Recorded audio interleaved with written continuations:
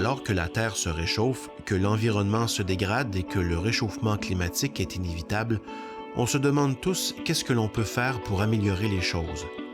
À cette question, de plus en plus de personnes y répondent en décidant de prendre soin d'une parcelle de terre. Acheter une terre pour en prendre soin, c'est clairement un geste de tendance. Que ce soit pour être autosuffisant au niveau alimentaire, pour son bien-être ou pour voir fleurir un écosystème forestier sur son terrain, le jardin-forêt est de plus en plus prisé. Mais c'est quoi exactement un jardin-forêt? Comment le créer? Combien d'acres de forêt-jardin faut-il pour être autonome?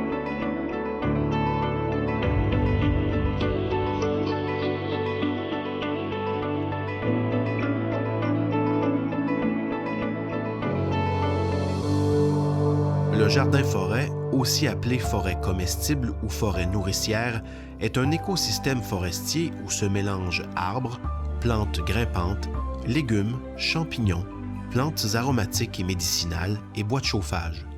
L'objectif est d'imiter le développement forestier naturel en y incorporant des essences végétales utiles à l'être humain. La forêt nourricière s'appuie sur le principe de la permaculture. Pour nous expliquer les grands principes de la permaculture, nous nous rendons dans Bellechasse, à Saint-Léon-de-Standon. On y retrouve Caroline Lévesque de la coopérative de solidarité Les Choux Gras, qui offre des services à la population avec comme mission d'expérimenter, produire, promouvoir et enseigner l'agroécologie et l'agroforesterie de proximité selon les valeurs, les principes et l'éthique de la permaculture. La grande question est comment démarrer une permaculture?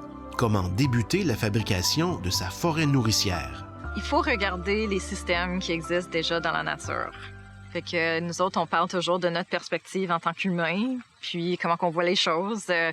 Mais c'est quand même intéressant de changer la perspective, puis d'être dans l'observation, puis l'écoute de comment ça se passe dans la nature. Donc, dans la nature, on a les niveaux trophiques. Fait qu'on a les plantes qui transforment la lumière du soleil en sucre, en énergie. Ça, c'est les producteurs. On a les consommateurs, ceux qui mangent les plantes. On a les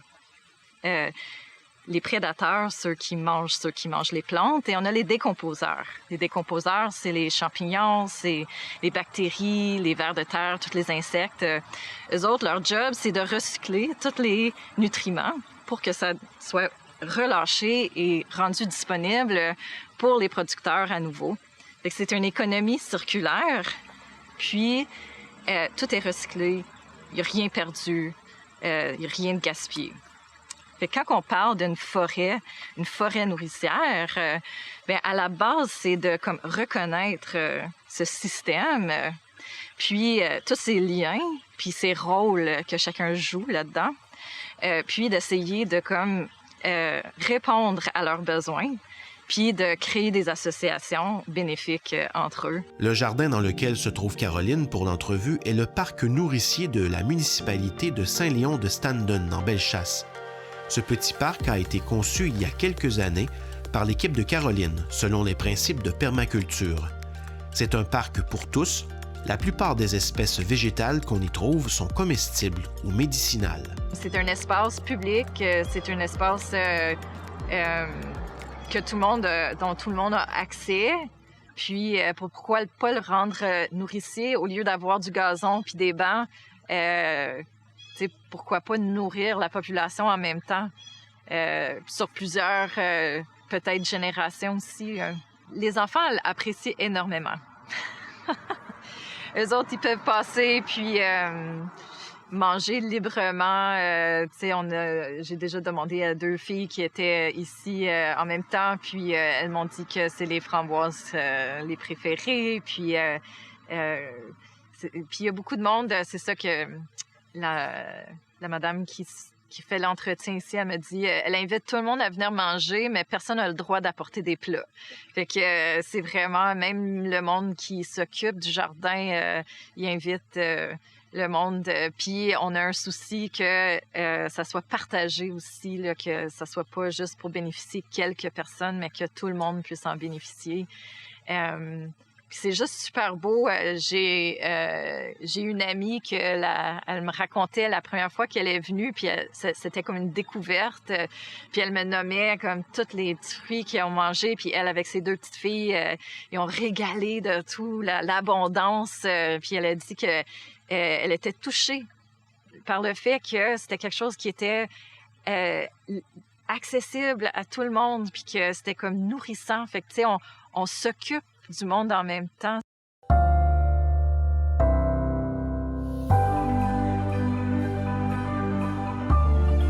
Le parc nourricier de Saint-Léon sert d'exemple. Un tel modèle de culture peut facilement être reproduit sur un terrain privé, quelle que soit la superficie. La clé est d'observer le milieu avant d'y implanter des espèces. Le point de départ, c'est l'observation. Donc, c'est gratuit. On se fie sur nos sens. Puis, c'est juste de sortir dehors, puis regarder, écouter, goûter, même si on ose goûter à des choses. Mais il y a beaucoup de livres d'identification. Ça, c'est pas grave. Fait que, c'est dans l'observation. Puis de regarder qu'est-ce qui pousse ensemble. Puis commencer à identifier les plantes. Puis les végétaux, les champignons, identifier les oiseaux qui sont présents, de vraiment apprendre à connaître le système qu'on occupe, dans lequel on se retrouve. Ça, c'est tellement d'informations. Donc, ensuite, on regarde le trajet du soleil. Tu sais, le soleil il se lève où, se couche où? Le vent. Est-ce que le vent vient, souvent c'est de l'ouest, mais est-ce que les vents de tempête, ça change quelque chose? Le sol, est-ce que c'est sablonneux? Est-ce que c'est argileux? Tout ça, ça crée un cadre. Puis, l'exemple que j'utilise souvent, c'est que si par exemple, on cherche de l'ail des bois, l'ail des bois, ça n'existe pas dans un vacuum, là. C'est pas un élément séparé de l'ensemble. L'ail des bois pousse avec d'autres plantes. Ça pousse dans une communauté de plantes. Ça pousse avec des érables. Ça va pousser avec toutes sortes d'autres choses. Ça pousse dans des milieux qui sont moins perturbés. Hein? Puis, ça pousse dans un type de sol avec beaucoup de matière organique. Ça pousse où est-ce qu'il y a de l'eau aussi. T'sais? Il y a comme tous des éléments. Puis quand on commence à observer puis reconnaître les éléments qui sont présents dans différents contextes, on sait que l'ail des bois, on ne cherchera pas ça dans une plantation d'épinettes. Parce que c'est comme je dirais pas impossibilité, mais ça va être rare d'en trouver parce que ça serait incohérent. Pour créer une forêt comestible dense, productive et autonome, il vous faut imaginer votre terrain sur 7 couches différentes. D'abord, la canopée, soit les grands arbres. Ce sont les grands arbres qui sont plus hauts que 15 mètres, comme les feuillus. Cette strate amène de l'ombre et protège celle du dessous. Son feuillage est directement en contact avec le soleil, ce qui génère un riche écosystème. En deuxième couche, il y a la strate arborée basse. Elle se compose d'arbres et d'arbustes de taille moyenne. Vous pouvez y mettre des arbres fruitiers comme des pommiers ou des espèces pionnières comme le bouleau. En troisième, on parle de la strate arbustive. Souvent, on y retrouve cassis, groseilles, framboises et d'autres petits fruits. En descendant encore un peu, on retrouve la couche herbacée. Cette couche rassemble les légumes, les herbes vivaces et les plantes de sous-bois. On peut y planter des aromatiques rampants, des salades sauvages ou encore de la rhubarbe.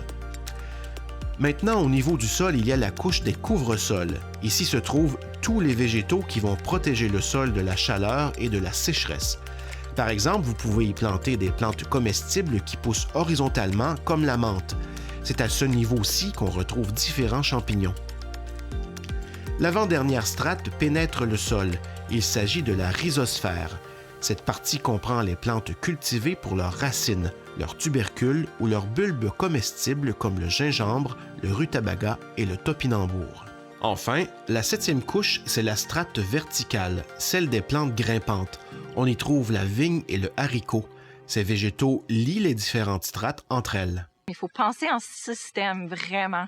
Fait que c'est des communautés de plantes. Il y a le sol qui fait partie de notre système. Il y a toute la vie au sol. Il y a toutes les plantes qui s'installent ensemble. Il y a les grands arbres, des petits arbres, des arbustes, des herbacées, des racines, des grimpantes. Tout ça, ça fait un ensemble. Puis, c'est ça, il faut pas le voir comme des éléments individuels que je dois contrôler puis mettre en place. C'est comment je peux créer des liens puis créer un système qui est stable. Qu'importe la taille de votre terrain, vous pouvez faire pousser une forêt-jardin sur n'importe quelle parcelle à partir du moment où vous respectez les différentes strates pour créer un réel écosystème forestier. Même sur 100 mètres carrés de jardin, il est possible en adaptant le nombre de couches, par exemple. Vous n'aurez pas de canopée d'une hauteur de 15 mètres, mais les 4 ou 5 premières strates suffiront. On estime qu'il faut environ 1000 mètres carrés par personne pour commencer à vivre de manière autonome. Ce chiffre peut varier du simple au triple en fonction des régions, des sols et des besoins.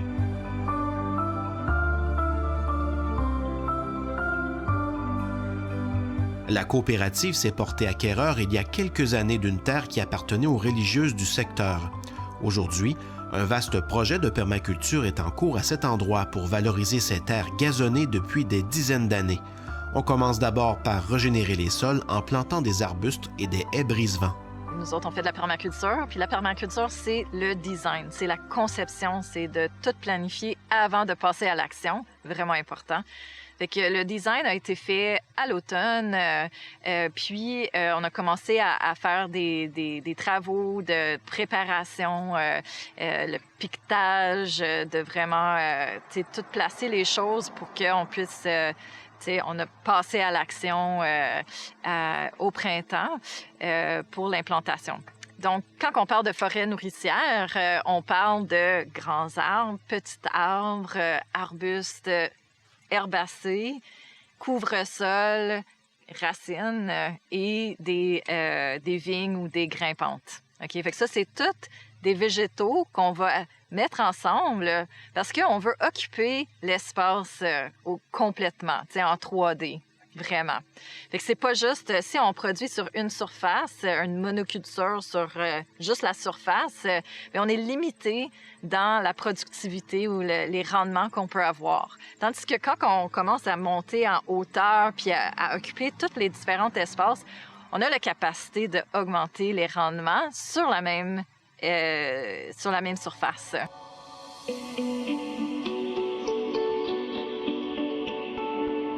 Ce projet de permaculture pourrait être recréé par tous les propriétaires de terrain. Il suffit de suivre les grands principes. Il est aussi possible de se faire aider d'experts. La beauté de la chose, c'est que la permaculture peut s'adapter aux besoins de chacun. Oui, on peut se référer à des spécialistes, c'est parfait. On pouvait nous poser des questions, mais ça revient à qui va s'en occuper après. Fait que c'est ça, on a tous intérêt à comme développer nos connaissances puis de comme apprendre. On peut consulter du monde, ça c'est parfait, mais il faut pas comme donner notre pouvoir à quelqu'un d'autre parce que ça revient que c'est votre projet, c'est vous qui allez comme entretenir, puis ça représente le lien avec la nature. Là.